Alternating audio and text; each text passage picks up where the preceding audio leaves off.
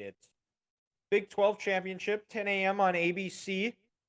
TCU versus Kansas State. Chris Like Kleiman in his fourth like year. like everyone predicted at the beginning of the year. Yep. In his fourth year at the Wildcats, has the Wildcats playing for a Big 12 championship. He's looking to avenge a loss where they were up 27-10 and I believe 17 to nothing They were 17-0. at one point in that game. A good matchup. I think TCU also playing win and in. I also found this out today too. That did you know that Sean Payton's son goes to TCU and is a student assistant? I just figured that out. I did not know that. Yep, he was on the herd today, and he was saying that. Oh, Uh interesting. huh. And I can't remember who, but I'll let you go with the preview here while I look up and see who I had in the previous. Yeah, so I think the big thing with Kansas State this year is they need to not only possess the ball, Dylan, but they need to score touchdowns because this TCU offense with Sonny Dykes at the coach, Sonny Dykes as your head coach, and then Lincoln Riley's younger brother as your offensive coordinator. It was Max Dungan? Is that his name? The quarterback for TCU. Dugan. Dugan. They can score points fast. So Kansas State, like what they did last time, you need to get a healthy dose of Deuce Vaughn, but you need to score touchdowns. And then when Kansas State, when their defense is on the field, you need to get stops on first and second down because as soon as TCU gets that one first down, they're going fast. And then when they're going fast, they're not substituting. The Wildcats are going to have the same cats, no pun very much intended there on the field. They're going to get tired. They're playing indoors in Dallas. It's a home game on that turf, fast conditions for TCU.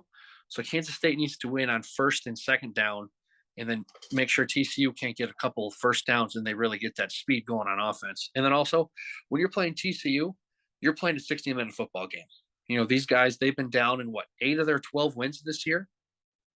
It's a staggering number how many come from behind wins they've had in the second half. And you saw that Baylor game, no timeouts, 15 seconds left on the clock. Run that field goal unit out there and line up and kick a field goal to win the game. Can Kansas State, can they win this game? Absolutely. But they're gonna have an uphill battle because, like I said, TCU, they're playing a home game, and for an opportunity at their first spot in the college football playoff, that's a big deal, especially in that state when you're kind of the third or fourth, fifth school. You're the fourth or fifth school for college football, and to possibly be the first team from Texas in the college football playoff, that's incredible. Yeah. Now that you say So that. you wouldn't think of it. You'd think A&M or Texas would have one at this point for sure.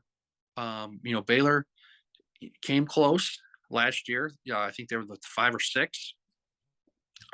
But Kansas State, like I said, they need to run the ball, but they need to score touchdowns.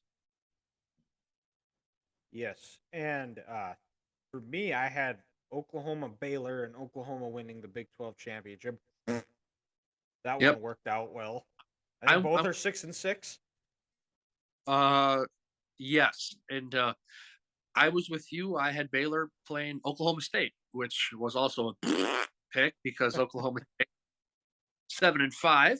And I had the Baylor Bears, wait for it, in the college football playoff too. So Ethan and I's kind of wild card pick for the year didn't pan out, but we at least got the conference right. We thought a wild card pick would come from just the wrong school in Texas. Yeah. And that was yeah, I agree with you. I would like to see Chris Kleiman get a Big 12 championship, but I also would like to see TCU win because I don't really want Ohio State in the playoff. I'm with you.